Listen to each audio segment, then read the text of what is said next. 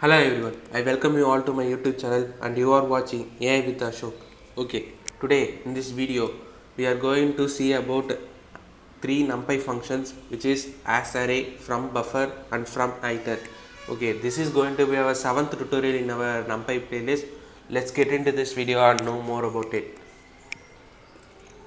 Okay, before starting with we are going to import NumPy. So for importing NumPy, import NumPy as np for shorthand operation.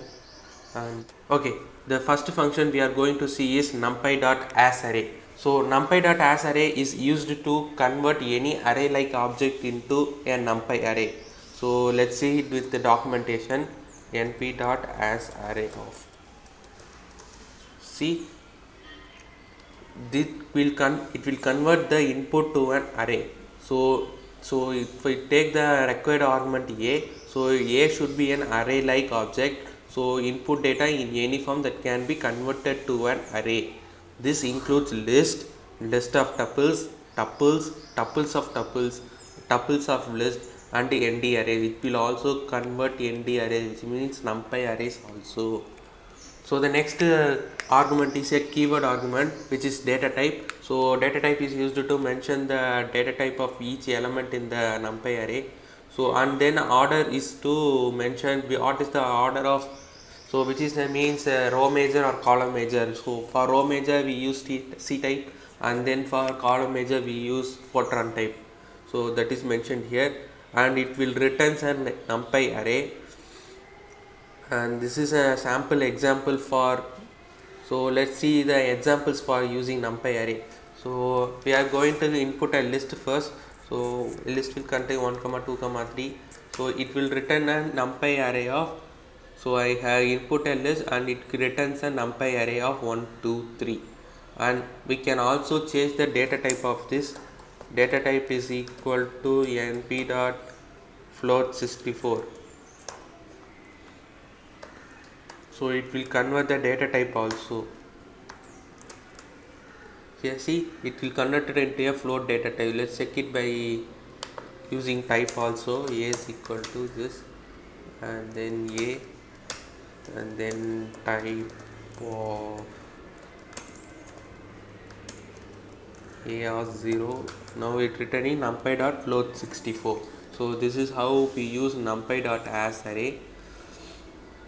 And we can also input tuples also and a list of tuples. So now I am going to input a list of tuples into an np.asArray.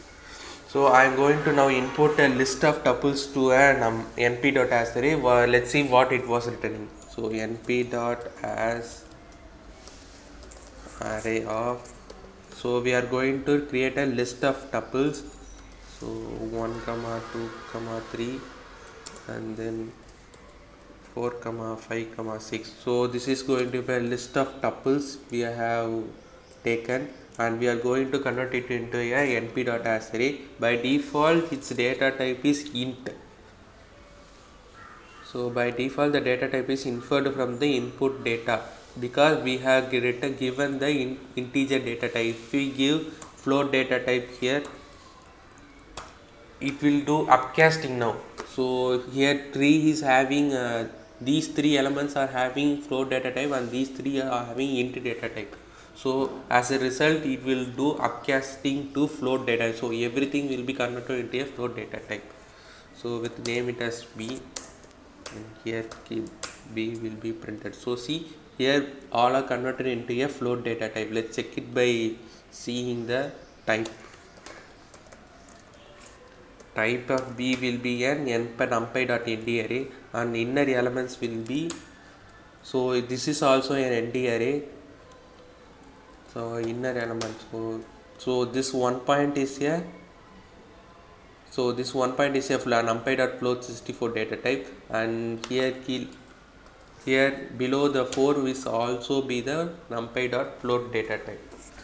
So that's for numpy.asArray. Okay, our next function is going to be numpy.fromIter. So fromIter is used to create an array. Will only create a single dimension array from an iterable. So iterable may be a list or tuple. so we can convert those into list or tuple or maybe an numpy array also, but it should contain a single dimension. So it will create a single dimension array from the iterable. So let's say have it by seeing the documentation. Numpy np dot from iter. So this is the documentation of from iter function. So it will take a required argument iterable and data type also a required one, and we can also mention count also. So count is given to mention the how many elements it should consider. So if we give -1, it will consider all the elements. So if we give 2, it will consider the first 2 elements of the iterable, or else if we give 5, it will consider first 5 elements of the iterable. So it will create a new one dimensional array from an iterable object.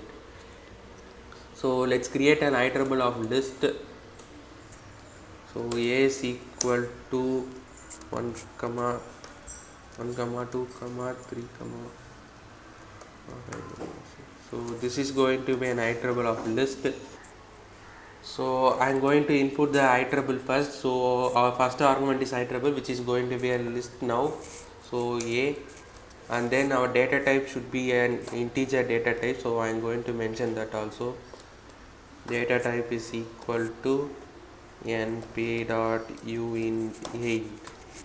So this is going to have a second argument, and I am going to count is equal, for by default count is equal to -1. So first I am going to read entire element, and then I will show how to read the 2 and the 5 elements also. So it read an entire element now. So it returned an numpy array of all those elements with data type of uint and unsigned integer. And then now we are going to read the first 5 elements from this list. So it will read 1, 3, 3 and 4 only. So see, it read at the first 4 elements. So it will iterate for 5 times, and it will read the first 5 elements. So that is why we use count here, and we can also read one element also. So it will create an array of one dimension. So it will return only the one dimensional array. That is the specification of this from iter. And now we are going to see with the tuples. So v is equal to a tuple of a. Say okay, I am going to convert this a into a tuple, and then we will print it here. So b is a tuple. So now create a np dot from iter of. So and then we are going to first pass an iterable. So now it is going to be a tuple of which is b, and then we are going to convert it into a float data type. Data type is equal to np dot float 64. Just we are experimenting with all the data types and the count and all the parameters.